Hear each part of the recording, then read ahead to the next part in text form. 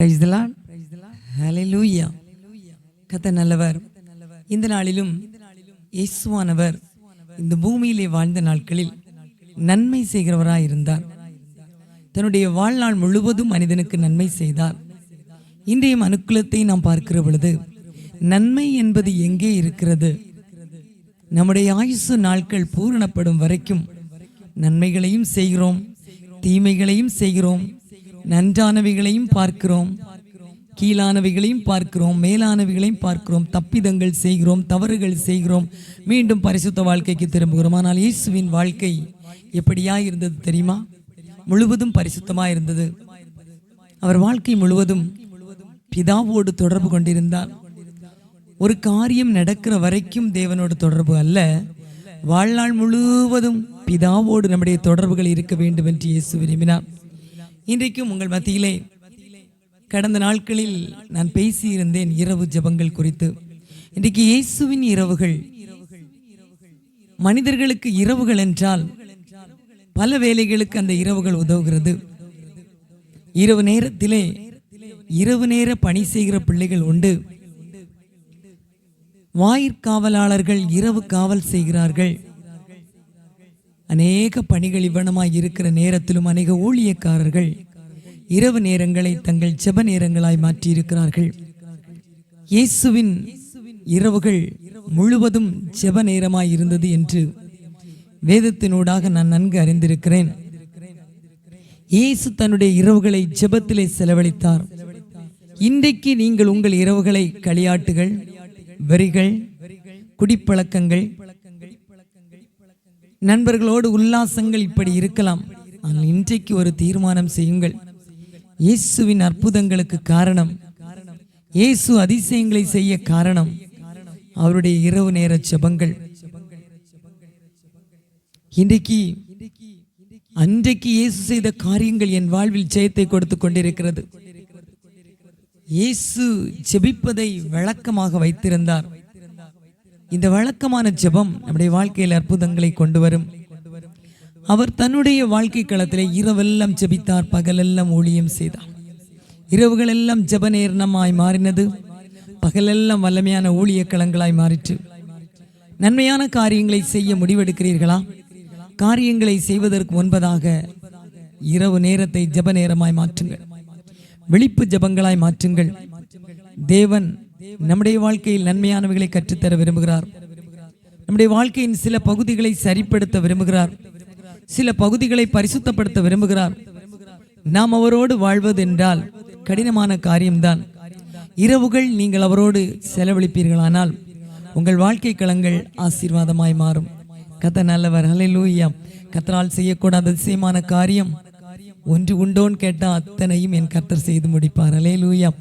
லூக்கா சுவிசேஷத்தை வாசிக்கிற பொழுது இயேசுவின் ஜெப நேரம் அங்கு எழுதப்பட்டிருக்கிறது. லூக்கா 6ஆம் அதிகாரம் அதன் 12ஆம் வசனத்தை நான் உங்களுக்காக வாசிக்க போகிறேன்.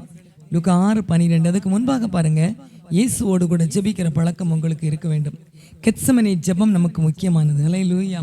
கெத்சமனிலே இயேசு அடிக்கப்பட்டார், பாடுபட்டார், ஜெபித்தார். இன்னைக்கு ஒரு நிமிடம் இயேசுவை போல நான் மாற வேண்டும் என்ற உணர்வு உள்ளவர்கள் என்னோடு கூட ஜெபியுங்கள்.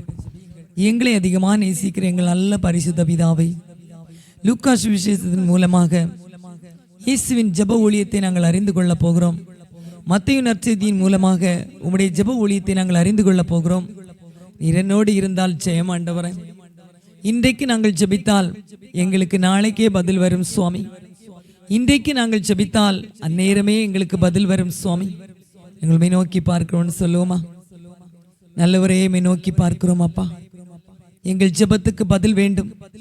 இயேசுவை போல ஒரு நல்ல ஜெப வீரனாய் நான் மாற வேண்டும். பிதாவோடு கூட என்னுடைய ஐக்கியத்தை வைத்துக் கொள்ள வேண்டும் என்று விரும்புகிற பிள்ளைகளுக்கு ஜெபிக்க கற்றுக் கொடுப்பீராக. ஆண்டவரே, வேதம் சொல்லுகிறது எங்களுக்காக ஆவியான ஒரு வாக்கு கடங்கா பெருமூச்சுகளோடு ஜெபிக்கிறவராயிருக்கிறார் என்று. அப்படிப்பட்ட ஜெப நேரங்களை எங்களுக்கு தாரும். என் ஜெபமெல்லாம் பதிலாக மாறும், என் காத்திருப்போ ஒரு நாளும் வீணாகாது. வறண்ட நிலம் நீரூற்றாய் மாறும். உங்க வாழ்க்கையில பெருமழையின் ஆசீர்வாதங்களை கர்த்தர் கொடுக்க போகிறார். லூக்கா சுவிசேஷத்தை திருப்பிக் கொள்ளுங்கள். 6ஆம் அதிகாரம் அதன் 12ஆம் வசனத்தை வாசிக்கிற பொழுது, அந்நாட்களிலே அவர் ஜெபம் பண்ணும்படி ஒரு மலையின் மேல் ஏறி ராம் முழுவதும் தேவனை நோக்கி ஜெபம் பண்ணி கொண்டிருந்தார். அந்நாட்களில், இயேசு வாழ்ந்த நாட்களில் அவர் ஜெபம் பண்ணும்படி ஒரு மலையின் மேல் ஏறுகிறார். செய்தியை கேட்கிற அநேக குடும்பங்கள மலைகள் இருக்கிறது. ஆனால் மலையை நீங்கள் எதற்காக பயன்படுத்துகிறீர்கள்? உங்கள் மலைகள் செபத்திற்கு பயன்படுகிறதா? இயேசு மலைகளை எல்லாம் செப நேரங்களாய் மாற்றினார். மலைகள் எல்லாம் வழிகளாய் மாறிற்று. அன்றைக்கு அவர் ஜெபித்த ஜெபம் மலைகளுக்கு வழிகளை திறந்தது. ஹல்லேலூயா. ஜெபம் பண்ணும்படி ஒரு மலையின் மேல் ஏறி ரா முழுவதும், ஹல்லேலூயா, இரவு முழுவதும் பிதாவின் சமூகத்திலே அமர்ந்து ஜெபம் பண்ணி கொண்டிருந்தார். சற்று சிந்தை செய்யுங்கள். உங்கள் இரவுகள் எப்படி இருக்கிறது? ஜெப நேரமாய் இருக்கிறதா? தொலைக்காட்சி நிகழ்ச்சிகளோடு இருக்கிறதா? செல்போன்களோடு இருக்கிறதா? நண்பர்களோடு களியாட்டத்தில் இருக்கிறதா? சீட்டாடுதல் இப்படி போன்ற காரியங்களை செய்கிறீர்களா? உங்கள் நேரத்தை கர்த்தருக்கு கொடுங்கள். திருமணம் நடக்கவில்லையா? ஒரு இரவு, முழு இரவு என்னோடு கூட ஜெபியுங்கள். இயேசுவை போல நீங்கள் ஜெபிப்பீர்களானால் உங்கள் திருமண தடை உடைக்கப்படும். ஒரு இரவு என்று சொன்னால் இரவு முதல் மறுநாள் காலை வரைக்கும் நாம் ஜெபிக்கிற பொழுது அந்த நீண்ட ஜெபத்துக்கு திருமண தடைகள் உடைக்கப்படும். தீராத வியாதிகள் உங்களை விட்டு கடந்து போகும். மருத்துவர்கள் கைவிட்டாலும் கேன்சர், சுகர், பிரஷர், அட்டாக், பாரலிட்டிக் எந்த வியாதியாயிருந்தாலும் அருளாதர் இயேசு சுகமாக்குவார். அது மாத்திரமல்ல, உங்கள் சரீரத்தில் எல்லா பலகீனங்களையும் அவர் தாமே சுமந்து தீர்ப்பார்.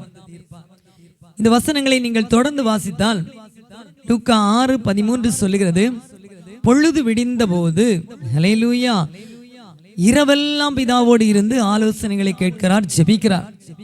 பொழுது விடிந்த பொழுதோ அவர் தம்முடைய சீஷர்களை வரவழைத்து அவர்களில் 12 பேரை தெரிந்து கொண்டு அவர்களுக்கு அப்போஸ்தலர் என்று பெயரிட்டார். இயேசு கிறிஸ்து 12 அப்போஸ்தலர்களை தன்னுடைய பணிக்காக, தன் கோ-ஒர்க்கர்ஸ், தன்னோடு கூட பணிபுரிவர்களாக தெரிந்தெடுப்பதற்கு முன்னதாக சீஷர்களுக்காக ஜெபிக்கிறார். யார் நல்லவன் என்று தெரியாது, யாருக்கு என்ன குணாதிசயம் என்று தெரியாது. தேவ திட்டத்தின்படி செயல்படுவதற்காக 12 அப்போஸ்தலர்களை அவர் தெரிந்தெடுத்து அவர்களுக்கு அப்போஸ்தலர் என்று பெயரிட்டார். ஹல்லேலூயா சொல்லுவீங்களா? இன்னைக்கு பாருங்க, 3 இயர்ஸ் காலேஜ் போனாதான் ஒரு பட்ட படிப்பு, ஒரு டிகிரி முடியும். நான் பிடிஹெச் படிக்கிறப்போ பட்டம் கொடுத்தாங்க, 3 வருஷம் படிக்கணும். ஹல்லேலூயா. எம்டிஹெச் படிக்கிறப்போ பட்டம் கொடுக்குறாங்க, 2 இயர்ஸ் படிக்கணும். ஆமென். பாருங்க, இந்த உலகத்திலே இயேசு ஒரு இரவு பிதாவோடு இருந்து தன்னுடைய சீஷர்களுக்கு ஒரே ஒரு நாள் இறையியல் கல்லூரி அதிகாலையில் பொழுது விடிந்து வருகிற பொழுது அவர்களுக்கு அப்போஸ்தலர் என்று பட்டம் கொடுத்தார். என்றைக்கு நீங்கள் இரவெல்லாம் என் தேவனோடு கூட இருக்கிறீர்களோ அன்றைக்கு உங்கள் கட்டுகள் உடைந்து போகும். தேவன் உங்களோடு கூட பேசுவார். இரவெல்லாம் ஜெபிங்க. இயேசுவின் குணாதிசயங்கள் உங்களுக்குள் வரும். தாழ்மை குணமே இல்லை இல்லையா? தேவன் உங்களுக்கு தாழ்மை குணத்தை கற்றுக் கொடுப்பார். ஞானமே இல்லையா? அவர் உங்களுக்கு ஞானத்தை கொடுப்பார். அறிவே இல்லையா? ஆண்டவர் உங்களுக்கு அறிவை கொடுப்பார். புத்திர சந்தானமே இல்லையா? ஆண்டவர் உங்களுக்கு புத்திர சந்தானத்தை கொடுப்பார். ஒரு இரவு முடிவு பண்ணுங்க. நாங்கள் அடிக்கடி முழு இரவு ஜெபம் ஜெபிக்கிறோம். அநேகர் ஜெபிக்கிறார்கள். தேசத்துக்காக, உலக நாடுகளுக்காக, திருமண தடைகளோடு இருக்கிற பிள்ளைகளுக்காக, சந்தானம் இல்லாதவர்களுக்காக, வியாதியஸ்தர்களுக்காக நாங்கள் ஜெபித்துக் கொண்டிருக்கிறோம்.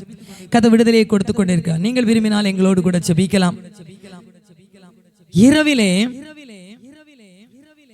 நடந்த சம்பவங்களை எல்லாம் பார்க்கிற பொழுது சாலை விபத்துகள் அதிகமாய் நடக்கிறது, கொலைகள் அதிகமாய் நடக்கிறது. நண்பர்கள் என்று பாராமல் கொலை செய்கிற கூட்டங்கள், சிறு சிறு காரியங்களுக்காக அநேக தவறுகள் நடக்கிற நேரம் இரவு வேளை, சஞ்சலத்தின் நேரம், தவிப்பின் நேரம், அந்தகாரத்தின் நேரம்.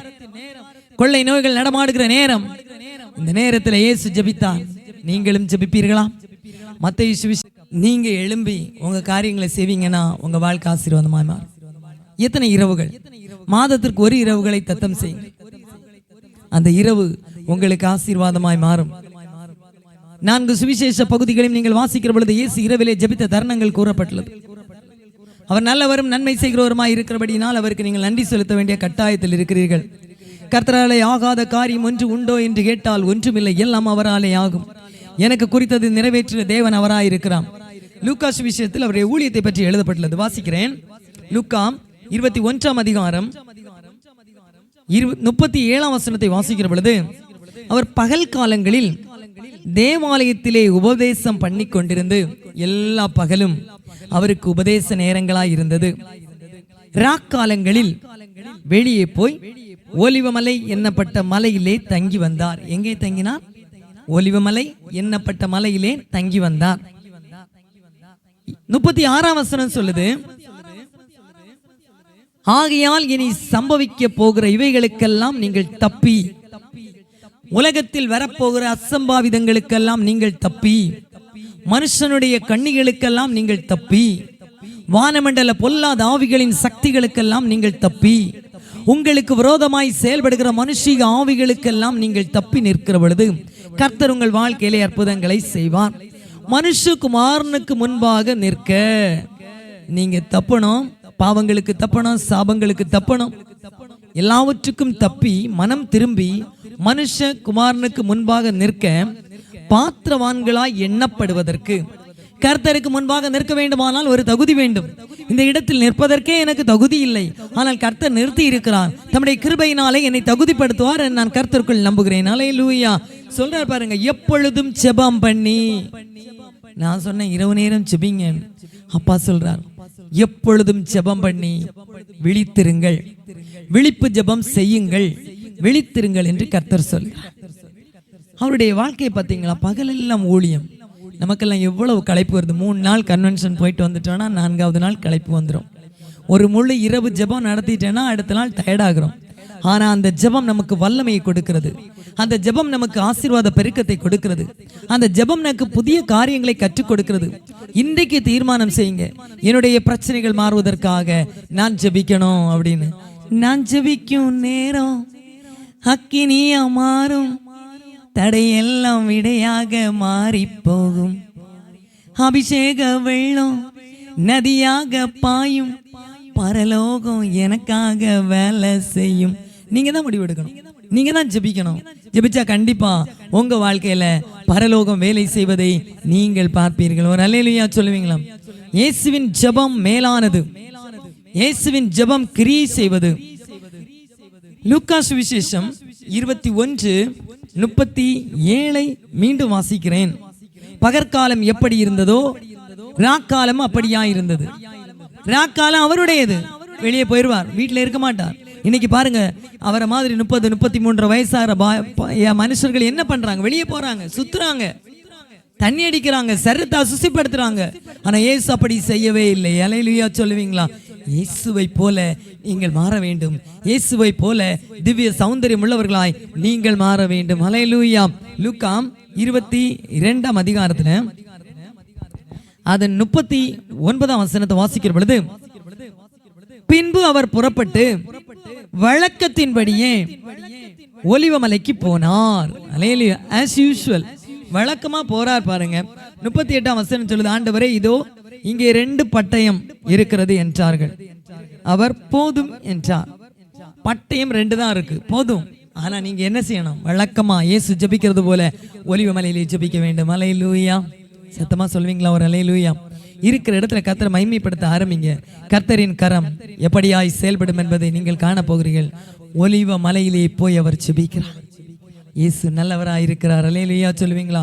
இயேசுவின் இரவு ஒரு நாள் ஒரு மனிதனோடு பகிர்ந்து கொள்ளப்பட்டது.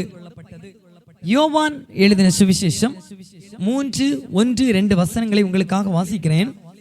யூதருக்குள்ளே அதிகாரியான நிக்கோதேமு என்னப்பட்ட பரிசேயன் ஒருவன் இருந்தான். இந்த மனுஷனை எப்படி டிஸ்கிரைப் பண்றாங்க பாருங்க. சொல்லுவாங்களே, இவன் இன்னாருடைய மகன், இவன் தாயார் இன்ன பணி செய்தார்கள், தகப்பனார் பெரிய ஐஸ்வர்யவான் அப்படி சொல்லுவார்கள். இந்த மனிதனை பற்றி யூதருக்குள்ளே அதிகாரி, ஜூட்ஸ் ஆபீசர், இவர் ஒரு ஆபீசர், ஒரு அதிகாரி, நிக்கோதேம் எனப்பட்ட பரிசேயன், இவன் பரிசேயனாய் இருந்தான் என்று வேதம் சொல்லுகிறது. 2ஆம் வசனம் சொல்லுது, அவன் ராக்காலத்திலே இயேசுவினிடத்தில் வந்து, அல்லேலூயா, ஒரு நைட்டு இயேசுவோட ஸ்பெண்ட் பண்றார் பாருங்க. ரபி, நீர் தேவனிடத்திலிருந்து வந்த போதகர் என்று நான் அறிந்திருக்கிறேன். ஆனா ஏனெனில் ஒருவனும் தன்னுடனே தேவன் இராவிட்டால் நீர் செய்கிற இப்படிப்பட்ட அற்புதங்களை செய்ய மாட்டான் என்றான். இங்க இந்த பரிசேயனை தேவன் பார்க்கிறார். இந்த பரிசேயன் சொல்றாரு, உங்க கூட தேவன் இருக்கிறார். நம்மை பார்க்கிறவர்கள் சொல்ல வேண்டும், இவர்களோடு கூட தேவன் இருக்கிறார் என்று. அல்லேலூயா. இவர் சொல்றாரு, உங்களோடு கூட தேவன் இருக்கிறார். அப்ப இயேசு என்ன பதில் சொல்லி இருக்க வேண்டும்? ஆம், நான் என் பிதாவோடு இருக்கிறேன், பிதா என்னோடு கூட இருக்கிறார். ஆனா அவர் அப்படி சொல்லவே இல்லை. 3ஆம் வசனம் சொல்லுது, இயேசு அவனுக்கு பிரதித்திரமாக, ஒருவன் மறுபடியும் பிறவாவிட்டால் தேவனுடைய ராஜ்யத்தை காண மாட்டான். கேட்ட கேள்வி அவர் சொல்லவில்லை. இவனுக்கு தெரியும், இவர் இனி பார்க்க போறது இல்லை. ஒரே இரவில் சுவிசேஷ சத்தியத்தை சொல்லிவிட்டார். சொல்லிட்டு சொல்றார் பாருங்க, மெய்யாகவே மெய்யாகவே உங்களுக்கு சொல்லுகிறேன். நிக்கோதேமு சொல்றான், ஒருவன் முதிர் வயதாய் இருக்கையில் எப்படி மறுபடியும் தாயின் வயிற்றிலே சென்று பிறக்க முடியும் என்று இயேசு சொல்லுகிறார். 5ஆம் வசனத்துல இயேசு பிரதித்திரமாக, ஒருவன் ஜலத்தினாலும் ஆவியினாலும் பிறவாவிட்டால் தேவனுடைய ராஜ்யத்தில் பிரவேசிக்க மாட்டான் என்று மெய்யாகவே மெய்யாகவே உங்களுக்கு சொல்லுகிறேன். 7ஆம் வசனத்தை படிச்சீங்கன்னா, நீங்கள் மறுபடியும் பிறக்க வேண்டும் என்று நான் உங்களுக்கு சொன்னதை குறித்து அதிசயப்பட வேண்டாம். 8ஆம் வசனம் சொல்லுது, காற்றானது தனக்கு இஷ்டமான இடத்துல வீசுகிறது, அதன் சத்தத்தை நாம் கேட்கிறோம், ஆகிலும் அது இன்ன இடத்திலிருந்து வருகிறது என்றும் இன்ன இடத்திற்கு போகுதல் என்றும் உனக்கு தெரியாது. ஆவியினால் பிறந்தவனும் அப்படியே இருக்கிறான். ஹல்லேலூயா. அவன் கேட்கிறான், இவைகள் எப்படி ஆகும்? ஹல்லேலூயா. இந்த நிக்கோதேமுக்கு அன்று முழுவதும் இயேசு பிரசங்கிக்கிறான். அந்த வசனத்தை ஃபுல்லா படிங்க, அந்த அதிகாரம் ஃபுல்லுமே நீங்க படிங்க. ஆண்டவர் அவருக்கு அநேக காரியங்களை கற்றுக் கொடுத்தார். இரவு ஜெபிப்பதால் நாம் மனம் மாறுவோம். இரவு ஜெபிப்பதால் நம்முடைய வாழ்க்கை மாறும்.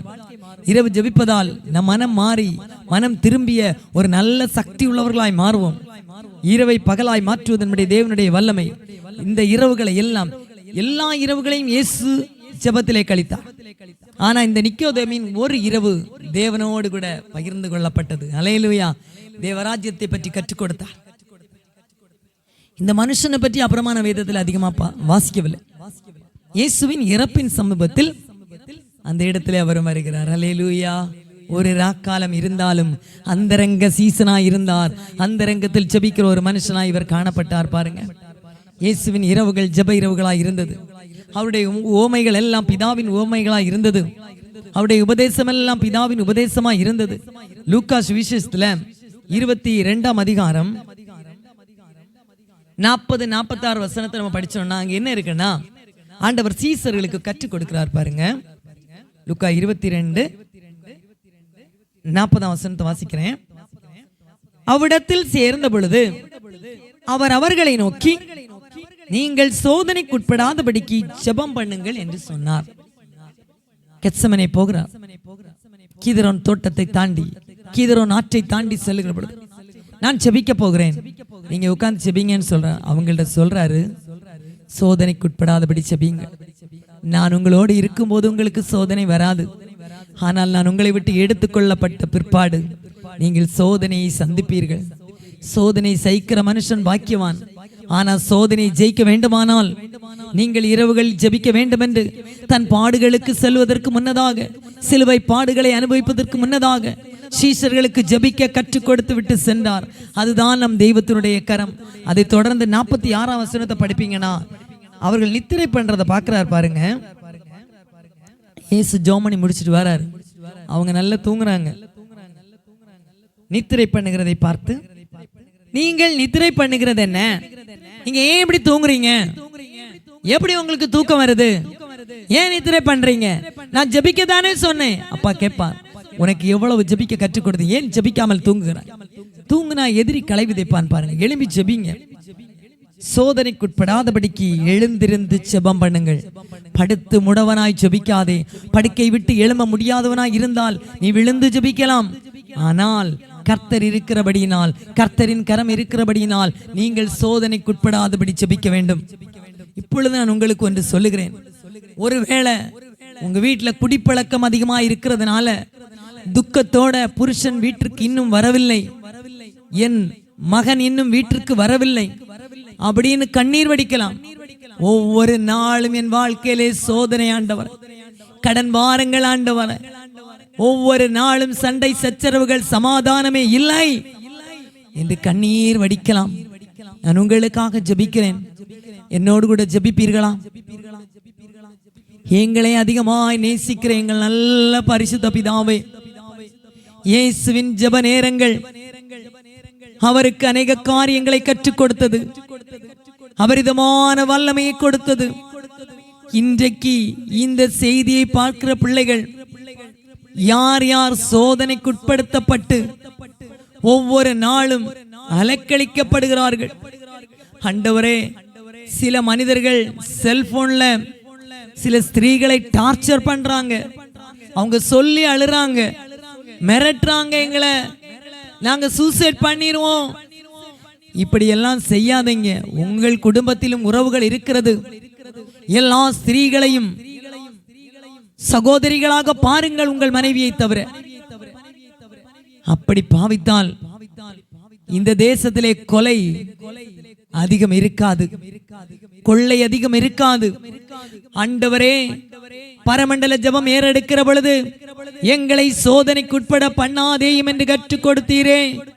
இன்றைக்கு இவர்கள் கடன் பிரச்சனையால் சோதிக்கப்படுவார்களானால், பொல்லாங்கனால் சோதிக்கப்படுவார்களானால், வானமண்டல பொல்லாத ஆவியினால் சோதிக்கப்படுவார்களானால், மனுஷீக சக்தியினால் சோதிக்கப்படுவார்களானால், இவர்களுடைய சிறையிருப்பு மறையட்டும் ஐயா, இவருடைய பாடுகள் மறையட்டும் ஐயா, இவருடைய கண்ணீர் காலங்கள் மறையட்டும் ஐயா. வாழ்க்கையின் சோதனை எடுத்து போடும்படிக்காய் இவர்களுக்காக நான் மன்றாடுகிறேன் சுவாமி. எனக்கு இரவு ஜெபம் செய்ய ஆசைதான், விழித்திருந்து ஜெபிக்க ஆசைதான். ஆனால் எனக்கு பலன் இல்லை ஆண்டவரே. நான் வியாதி படுக்கையாய் காணப்படுகிறேன். எனக்கு முழங்கால் முடக்குவதற்கு ஏற்ற பலன் இல்லாதிருக்கிறது. என்னை பலப்படுத்தும் என்று சொல்லுகிற பிள்ளைகளை பலத்தால் இடைக்கட்டும் சுவாமி. இவர்கள் சோதனை காலங்களுக்கு நீக்கப்படுவார்களாக. சோதனை என்னும் நுகம் இவர்களை விட்டு விலகட்டும். காலங்களில் நீர் எங்கள் இருதயங்களை சோதிக்கிற தேவனாய் இருக்கிறீர். யோபுடைய இருதயம் சோதிக்கப்பட்டது. நீதிமொழிகளில் ஞானி சொல்லுவான், மனுஷனுக்கு வரும் புகழ்ச்சியே அவனுக்கு உண்டாகும் சோதனை. உங்களை மனுஷன் புகழ்கிறானா, அப்பொழுதே புரிஞ்சிருங்க உங்களுக்கு சோதனை ஸ்டார்ட் ஆயாச்சு. ஆண்டவரே, என் சோதனை காலங்களுக்கு என்னை நீங்களாக்கும். எனக்கு சோதனை வேண்டாம் சுவாமி. எபிரேயருக்கு எழுதின நிருபத்திலே அழகாக எழுதப்பட்டது, அவர் தாமே சோதிக்கப்பட்டு பாடுபட்டதினாலே சோதிக்கப்படுகிறவர்களுக்கு உதவி செய்ய வல்லவராயிருக்கிறார். ஆம் தகப்பனே, இன்றைக்கு நான் சோதனை சகித்துக் கொண்டிருக்கிறேன். என் சோதனை பெரிதா இருக்கிறது. பல வருடங்கள் ஆகியும் என் சோதனைக்கு முடிவு வரவில்லை. எனக்கு ஒரு முடிவு வேண்டும் என்று கேட்கிற பிள்ளைகள், நீங்க இருக்கிற இடத்துல முழங்கால் போடுவீங்களா? ஒருவேளை வியாதி படுக்கையோடு இருப்பீர்கள், ஆனால் உங்க படுக்கையில நீங்க ஜெபிக்கலாம். ஒருவேளை பிரயாணத்துல இருப்பீங்கன்னா நீங்கள் அமர்ந்திருக்கிற இருக்கையில நீங்கள் ஜெபிக்கலாம். முழங்கால் படியிட்டவர்கள் முழங்கால் படியிட்டு கரங்களை உயர்த்தி ஜெபிக்க ஆரம்பிங்க. கதாவை உம்மை நன்றியோடு ஸ்தோத்தரிக்கிறேன் ராஜா. உமக்கு முன்பாக இவர்கள் முழங்கால் படியிட்டு இருக்கிறார்கள். இந்த வார்த்தைகளை கேட்கிற ஒவ்வொரு பிள்ளைகளுடைய வாழ்க்கையிலும் அற்புதம் நடக்கும்படிக்கா நான் மன்றாடுகிறேன். இவர்களுடைய சோதனை காலங்கள் இவர்களை விட்டு நீங்கட்டும். இனிமேல் இவர்களுக்கு சோதனை வராதபடிக்கு நீர் தேவதூதர்களுக்கு உதவியாக கைகொடாமல் மனுஷர்களுக்கு உதவியாக கை கொடுத்தீர் அல்லவா? அதன் மூலமா இவர்கள் வாழ்க்கை ஆசீர்வாதமாய் மாறட்டும். எதற்காக ஜெபிக்கிறார்களோ அந்த ஜெபத்துக்கு பதில் வரட்டும். சோதனைகள் இன்றோடு முடிந்து போகட்டும். இவர்களை புடமிட்டு சொத்த பொன்னாக மாற்றி இருக்கிறீர், உமக்கு நன்றி. சோதிக்கப்படுகிற எவனும் நான் தேவனால் சோதிக்கப்படுகிறேன் என்று சொல்லாதிருப்பானாக. அவன் அவன் தன் சுய இச்சையினால் இழுப்புண்டு சோதிக்கப்படுகிறான். இச்சை எல்லாம் பாவம்தான். இச்சையானது கற்பம் தரித்து பாவத்தை பிறப்பிக்கிறது. இச்சைகளுக்கு நீங்களாக்குங்கள், உங்கள் சோதனைக்கு கர்த்தர் நீங்களாக்குவார். ஆசை இச்சை அடியோடு அழித்து விடுங்கள் என்று புத்தர் சொல்லுவாரே, அப்படியா உங்கள் இருதயங்கள் இச்சை மாறட்டும். இயேசுவின் இரத்தத்தினாலே இச்சைகள் மாறட்டும். இயேசுவின் இரத்தத்தினாலே சோதனை விலகட்டும். இன்றைக்கு ஒப்புக்கொடுங்க. ஆண்டவரே, சகல ஆசை இச்சைகளையும் நசரேயனான இயேசுவின் அதிகாரமுள்ள நாமத்தில் கல்வாரி சிலுவையிலே வைக்கிறேன். சிலுவை எனக்கு ஒரு சுமை தாங்கி, சிலுவை என் சாபத்தை சுமக்கும் சுமை தாங்கி, சிலுவை என் சோதனைகளை சுமக்கும் சுமை தாங்கி, சிலுவை என் கட்டுகளை சுமக்கும் சுமை தாங்கி, சிலுவை என் சோதனைகளுக்கு முடிவை கொண்டு வரும் சுமை தாங்கி, எனக்காக பிறந்த உலக இரட்சகரே, என்னுடைய சுமைகளையும் என்னுடைய சோதனைகளையும் உம்முடைய சமூகத்திலே அர்ப்பணிக்கிறேன். எங்களை சோதனைக்கு உட்பட பண்ணாதேயும் என்று சொல்லுகிற ஒவ்வொரு பிள்ளைகளையும் சோதனை காலங்களுக்கு நீங்களாக்குவீரா. அப்படியே செய்து இவர்களுடைய வாழ்க்கையில் சோதனை காலங்களுக்கு நீங்களாக்கி தப்புவிக்க பண்ணுவீராக. சோதனைகளை சகிக்கிற மனுஷன் பாக்கியவான். நீர் சகித்தீர், நாங்களும் சோதனைகளை சகிக்க பலன் தாரும். சோதிக்கப்படுகிற நேரங்கள் உம்மை விட்டு ஓடி போக கூடாது, பின்மாறி போக கூடாது. மோடு வாழ அனுக்கிரகம் செய். சோதிக்கப்படுகிற பிள்ளைகளுடைய சோதனை காலங்களுக்கு என்று முடிவை கொண்டு வந்து விட்டதற்காக நன்றி. இவருடைய சோதனைகள் இன்றோடு முடிந்து போன தயவுக்காய் ஸ்தோத்திரம். சோதனை காலங்களுக்கு ஒரு முடிவை கொண்டு வாரும். குடி பழக்கத்துக்கு ஒரு முடிவை கொண்டு வாரும். இன்றோடு குடி பழக்கத்தின் ஆவிகள் இயேசுவின் நாமத்தில் வேற அறுக்கப்படுவதா. புருஷனுடைய குடி பழக்கத்தை நினைச்சு அழுதுட்டு இருக்கீங்க. ஆண்டவர் சொல்லுகிறார், இன்றோடு அந்த கட்டை கர்த்தர் உடைக்கிறார். மதுபான வெறி, மதுபான இச்சையின் ஆவி இயேசுவின் நாமத்தில் விலகிக் கொண்டிருக்கு. மகனுக்கு திருமணம் நடக்கவில்லை. 35 வயதாகிவிட்டது, 41 வயதாகிவிட்டது, 40 வயது கடந்து போன பின்னும் ஏன் திருமணம் நடக்கவில்லை? செபிங்க, முற்பிதாக்களின் காரியங்களை யோசிங்க. ஆண்டவர் சொல்லுங்க, இனிமேல் முடியாது. ஆண்டவர் சோதனை எடுத்து போட்டு குணசாலியான ஸ்திரியை கொடுப்பேன் என்று சொல்கிறார். கர்த்தர் திருமண தடைகளை உடைக்கிறார். வேலை இல்லாத தடைகளை கர்த்தர் உடைக்கிறார். உங்களுக்காக வேலைக்குரிய வாசல் திறக்கிறது. செபிச்சிட்டு இருக்க, ஆண்டவரே, என் மகளுக்கு ஒரு வேலை கிடைக்காதா? என் மகள் எழுதின தேர்விலே ஒரு ஜெயம் உண்டாகாதா? ஆண்டவர் வேலையை கொடுக்க சித்தமாயிருக்கிறார். உங்க நேரத்தை கர்த்தர் கொடுங்க. அப்படியாய் கர்த்தர் ஆசீர்வதிக்க போகிறார். தேவ கிருபை இந்த பிள்ளைகளை நிரப்ப போற தயவுக்காய் ஸ்தோத்திரம். சோதனைகளுக்கு நீங்களாக்க போற தயவுக்காய் ஸ்தோத்திரம். அப்படியாய் செய்து இவர்களை ஆசீர்வதிக்க தயவுக்காய் நன்றி. உடைய வல்லமையுள்ள கரத்தில் என்னோடு கூட செபிக்கிற ஒவ்வொரு பிள்ளைகளையும் தந்து செபிக்கிறேன். தொலைக்காட்சி மூலமாய் பார்க்கிற பிள்ளைகளை தந்து செபிக்கிறேன். யூடியூப் சேனல்கள் மூலமாய் பார்க்க பிள்ளைகளை தந்து செபிக்கிறேன். இதை என்றைக்கோ ஒரு நாள் பார்த்தாலும் அவர்களுக்கு அற்புதம் நடக்கட்டும். சோதனைகளுக்கு நீங்களாக்கி ஆசீர்வதிங்க. இயேசுவின் நாமத்தில் பிதாவே, ஆமென், ஆமென், ஆமென்.